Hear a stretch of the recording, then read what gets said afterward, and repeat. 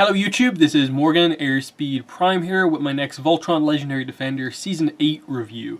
This one's going to be for episodes 5, 6, 7, and 8. I don't know what happens in the episodes after this, as I said in the first video of the day.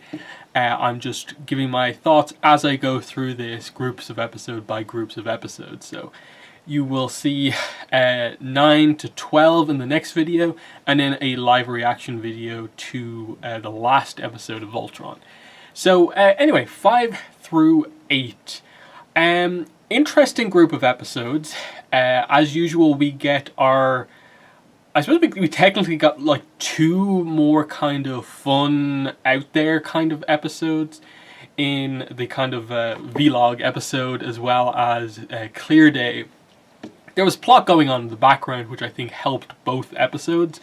Otherwise, it would have felt a little indulgent, like it has in previous seasons, of just stopping the plot more or less to have these like really, fun episodes, but they kind of get in the way a little bit.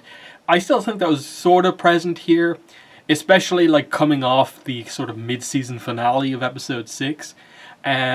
So I think that continues to be a little bit of a problem, just the placement of some of those episodes. And then like add on to the fact that like the first episode wasn't overly plot focused. We've been a little meandering, but I think it's still hitting some pretty big points, which I do appreciate. So episode 5, The Grudge, was an interesting one in that I think by the end I turned around on the episode. For the first bit where they were just kind of going around, I don't think it was overly interesting.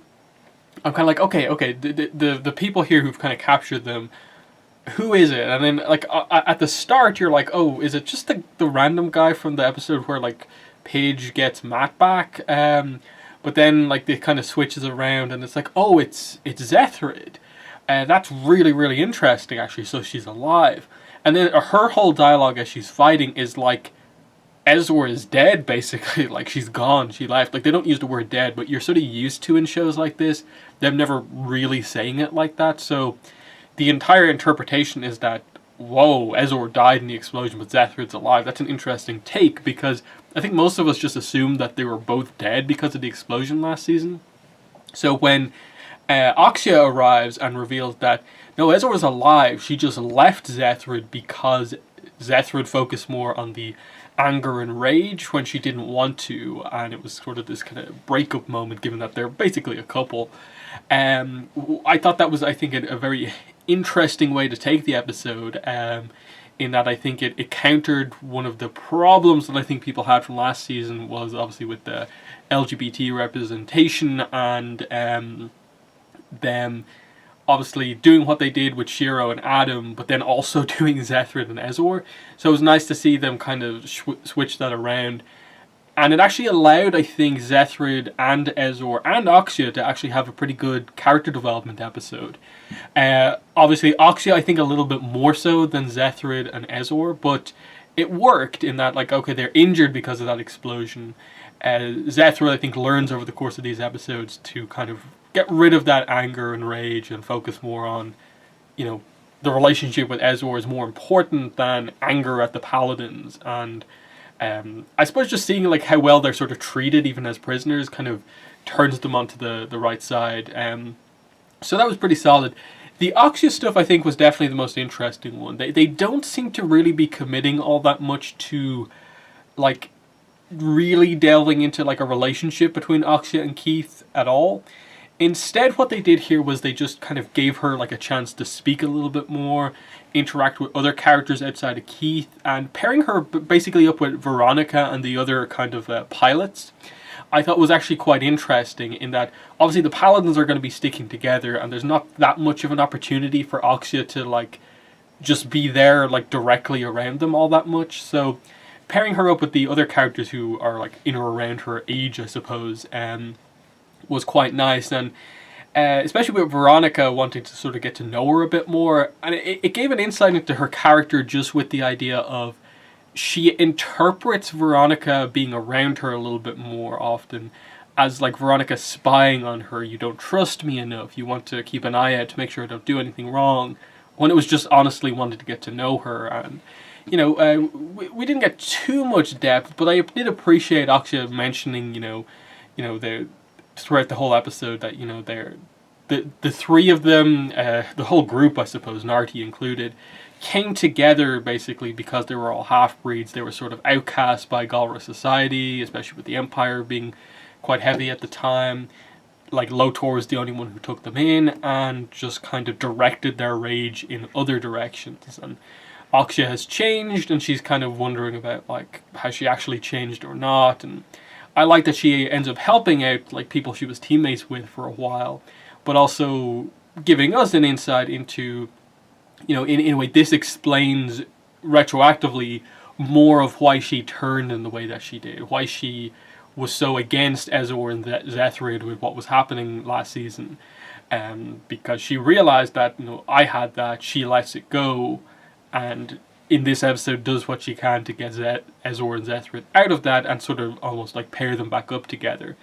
It was just fun to see, like, her kind of doing the training and the exercises along with the others. Like, obviously she's like so much more experienced as a warrior. She's been through all this kind of crazy stuff in her life, whereas the Earth pilots, like, okay, they've recently delved into that stuff, but their childhoods are just, standard childhoods on Earth, whereas like everything she talks about her past is like crazy space adventure type stuff. And it was interesting to get that kind of just difference in kind of upbringing and the awkwardness that came because of it.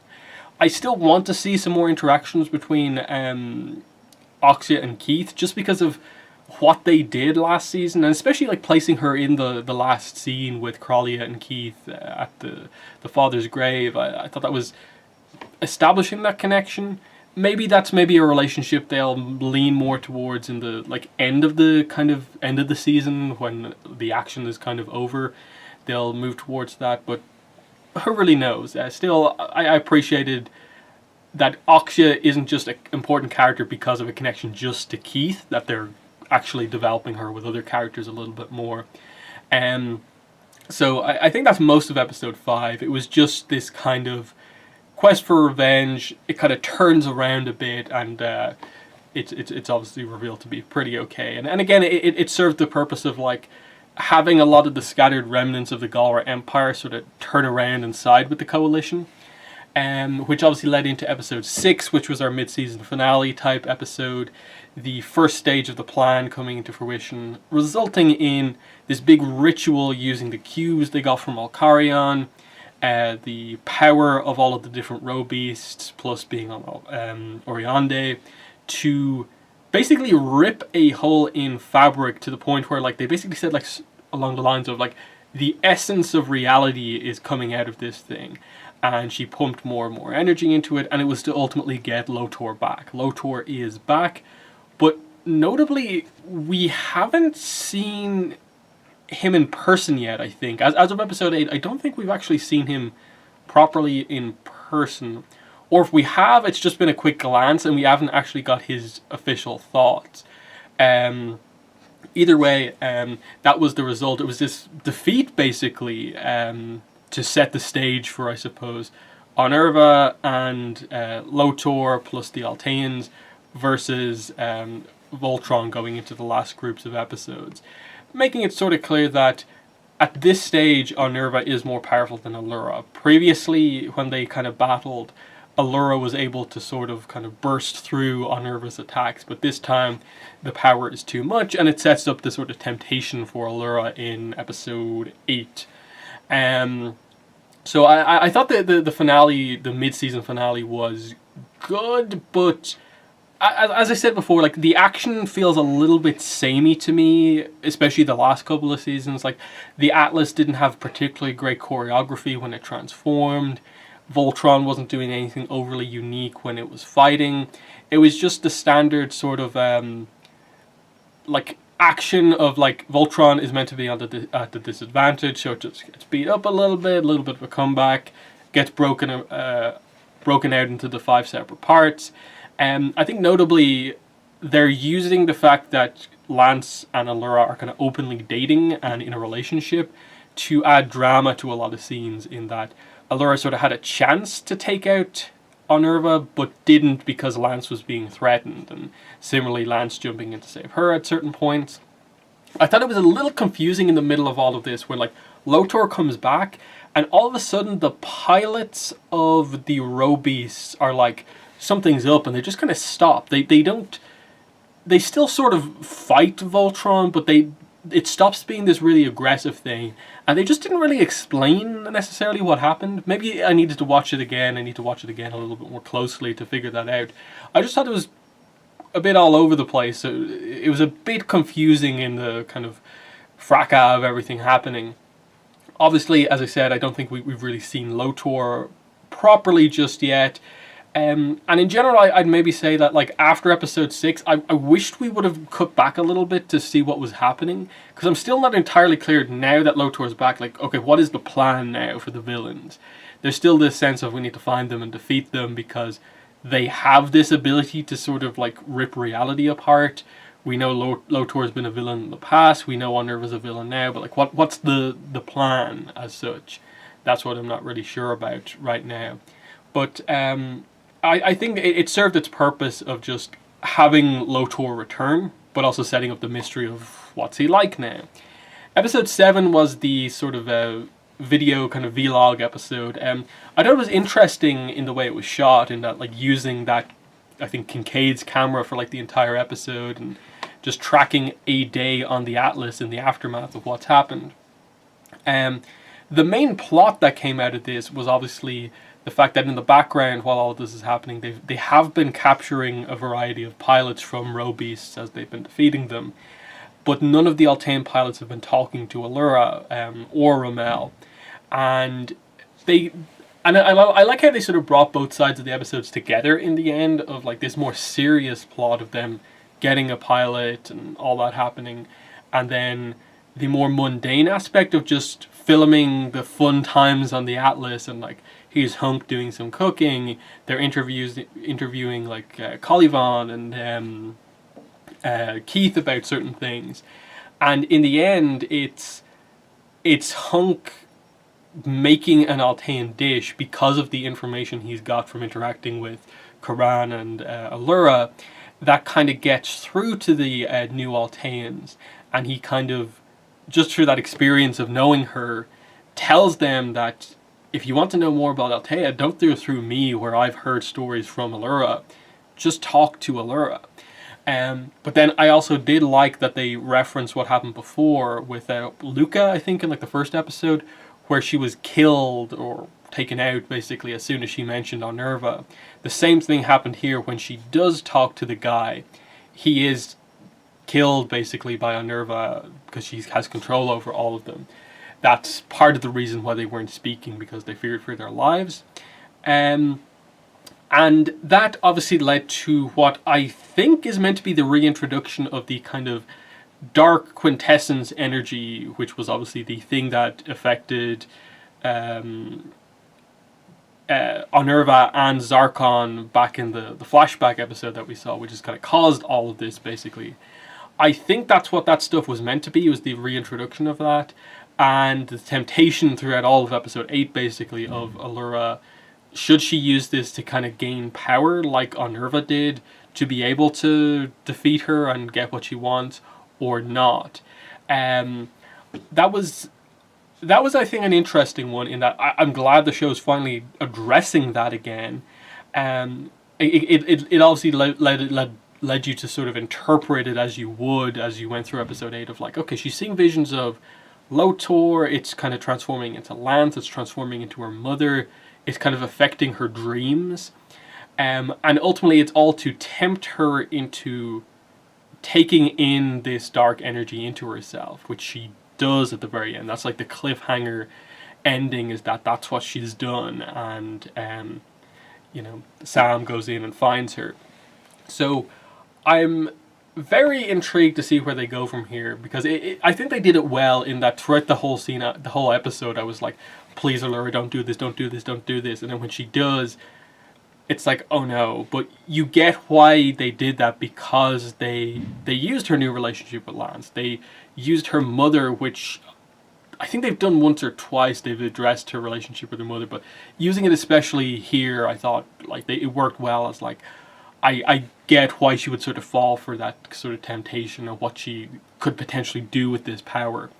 As for the whole Clear Day aspect of episode 8, I thought it was fine. I think it was on the better end of these episodes where they just kind of have the characters do kind of weird random stuff. In that the premise was obviously that a lot of the characters were trying to use the tokens that they had to get a present for Allura, who wasn't feeling well, and Lance was obviously trying to get her a Blue Line plushie, and he had just some hijinks there. Karan entered this kind of bird call competition. Shiro enters an arm wrestling competition, and so on. Paige tries to get all the tokens to get a big prize. It was fun. There was a decent amount of fun interaction as they kind of introduced a couple of characters we haven't seen for a while.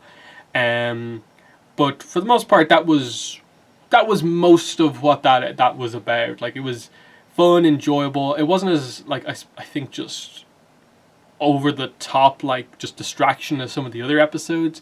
Just because I think it roughly made sense of like they said that you didn't come to the one last year, you need to come to this one just to improve the crew's morale after the defeat in episode 6, and you know, it was something that they needed, and just appease this kind of species here where they were being annoyed at being ignored last time out. So some very notable, I think, big events happened in this group of episodes. The character development that we got for Oxia early on was nice. It was a pleasant surprise to see Ezor and Zethrid kind of return. They're not dead. That was a fun little thing. Throughout the episodes, I can't remember specifically what episodes they happened in. There, in general, about Allura and Lance's relationship, I like that the show is just being very open about it. There's no awkwardness about it. They had their date, they kissed, they're now dating. Lance refers to her as girlfriend. I don't think Allura calls Lance boyfriend, but that's basically it. You have them talking to each other about their kind of concerns about certain things, hugging, another kiss happened. Even the more casual scene just before they go to the carnival of just them kind of sitting on the bed together was just this really kind of nice casual thing to make it clear that, look, they're dating, of course they're going to spend a lot of time together. And I thought that was actually really well done. And they didn't do what I think a lot of shows like this kind of tend to do with this when they just start a romance, is that they kind of just are like, okay, they're together, now we don't need to ever show them really acting as a couple, because the setup is the more important thing than them actually being together.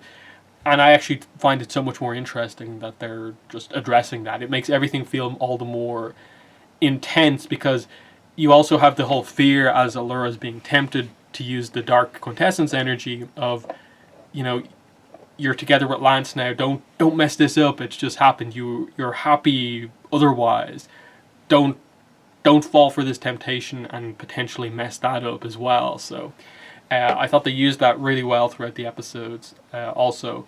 And then, like, I think Kincaid was actually pretty well developed, just with like some of the stuff that they mentioned at the start of the whole vlog thing that he was doing, and getting more, I suppose, information on some of the pilots that they focused on there was actually quite fun. So even though episodes 7 and 8 were more on the sort of Voltron show end of things, I thought they were better done than in previous seasons, in that their escape from Oriande kind of made for a somewhat natural break moment in the series.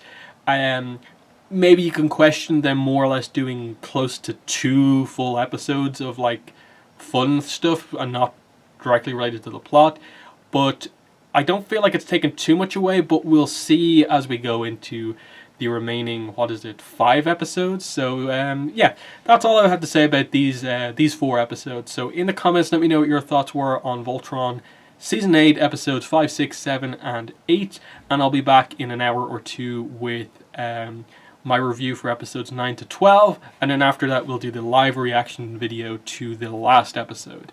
But yeah, it's been a video. Thanks for watching, and bye.